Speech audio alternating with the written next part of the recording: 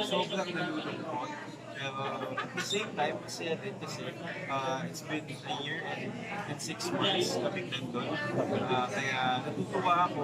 Siyempre, naging part ako ng Dallas Girl bago pa mawala. Naging part ako ng kila Bossing, kila Main. Kaya dun pala, panalo na ako. Kasi dati, after Mr. Pogi in 2019, nung nalo ko Mr. Pogi, parang napapanood ko talaga yung Daddy's Girl. So, sabi ko, sana masama ako dito. Sana kahit mag-guest man lang. Carlos, sinasabi nila, isa sa dahilan daw ng pagkawala ng show dahil mag-asawa si Maine.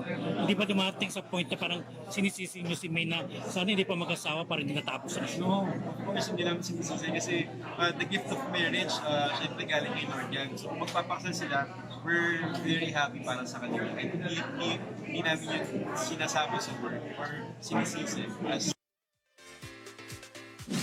Pogi, Mo, Simpson. Ang gwapo, 2019. no? Mr. Pogi title yan ng 2019. Yes. Gwapo. Mahal silang camera, no? Ang gwapo ng register niya sa ang camera. ganda. Maaliwalas, ano? Pero yun nga, siguro may dahilan talaga kung bakit machuchugi ng Daddy's Girl. Hindi naman dahil kakasal na, di ba? May reason. Ano ba yung reason sa alam mo, Hindi nila friend? binabanggit pre ng reason Okay.